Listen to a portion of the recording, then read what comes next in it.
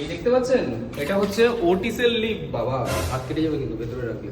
দেখে নিলে নোটিসের লিফট। এইবার চলে আসুন, দৌড় মারো দৌড় মারো দৌড় মারো ভাই। 1352 স্কোয়ার ফিটের একটা স্পেসিয়াস 3 বিএইচকে প্রিমিয়াম ফ্ল্যাট, যেটা আপনার এই যে হেভি ভিউ সহ আপনাকে নিয়ে এসে গেছি, যেটা আপনার দমদম পার্ক এরিয়াতে পড়ছে। দাম রাখা হচ্ছে 5800 টাকা করে স্কোয়ার ফিট। 1352 স্কোয়ার ফিটের দুটো 3 বিএইচকে, 1142 স্কোয়ার ফিটের দুটো 2 বিএইচকে অ্যাভেলেবেল আছে। এই হচ্ছে আপনার একটা ওয়াশরুম, যেটা আপনার অ্যাটাচ টয়লেট হচ্ছে। এটা কিন্তু আপনার দুটো টাওয়ারের মধ্যে ইন এ কমপ্লেক্সের মধ্যে, মিনি কমপ্লেক্স যারা চাইছিল তাদের জন্য এটা একদম পারফেক্ট, কারণ এটা একটা মিনি কমপ্লেক্সের মধ্যে আছে, যেখানে আপনার সিসিটিভি, সিকিউরিটি, পাওয়ার ব্যাকআপ, আর কি চাই। একটা সুন্দর ইন্টারভিউ তো দেখিয়ে দিলাম, আর কি লাগবে আপনার বলুন। এই হচ্ছে আপনার সেকেন্ড বেডরুম, যেটা ফুল টাইলস কমপ্লিট কাজ করা আছে, G+7 বিল্ডিং এর।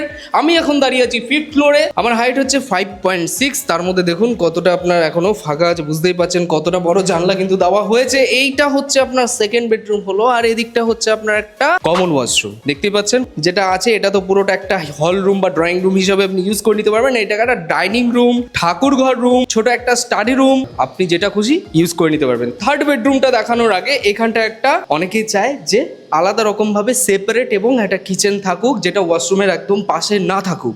সেই কারণে এইরকম ভাবে এটাকে করানো আছে, যেটা আপনার পুরো হোয়াইট গ্রানাইটের কাজ কমপ্লিট করে দেওয়া আছে। এই হচ্ছে আপনার থার্ড বেডরুমটা হচ্ছে, যেটা টোটালটাই কিন্তু পুরো কমপ্লিট করে দেওয়া হচ্ছে। মোটামুটি 10-11 এরকম সাইজে, 10-12 এরকম সাইজে কিন্তু আপনার বেডরুমগুলো আছে, যেখানে একটা স্পেসিয়াস, এটা দেখালাম আমি 1352 স্কোয়ার ফিটে জাস্ট লিফট থেকে নেমে এরকম একটা ফ্ল্যাট। লোন আপনার হবে যে কোনো ব্যাংক থেকে। এবার চলে আসো আমরা 1140 স্কোয়ার ফিটে একটা 2 বিএইচকে দেখাচ্ছি, যেটা আপনার এরকম হচ্ছে, এবং এখানে দুটো বেডরুম পেয়ে যাচ্ছেন। আর সেম টু সেম তাই আছে, শুধু একটা বেডরুম একটু কম হবে, যেটা স্কোয়ার ফিটটা কম হচ্ছে। এখানটায় ডাইনিং রুম হিসেবে ইউজ করে নিতে পারবেন। ঠিক তার পাশে ওই জায়গাটা আপনার কিচেন পোর্শন কমপ্লিট করা আছে, যেরকম আগে দেখলেন। এখানটায় আপনার ওয়াশরুম আছে, যেটা আপনার কমন ওয়াশরুম, আর এখানটায় হচ্ছে একটা বড় আপনার বেডরুম, যার সাথে এখানটায়ও কিন্তু একটা ওয়াশরুম, অ্যাটাচ টয়লেট আপনি পেয়ে যাচ্ছেন। আর এই হচ্ছে একটা খুব সুন্দর ডিজাইনিং ব্যালকনি। আর এই হচ্ছে ভিউটা দেখতে পাচ্ছেন, এটা হচ্ছে দমদম পার্ক এরিয়াতে পড়ছে।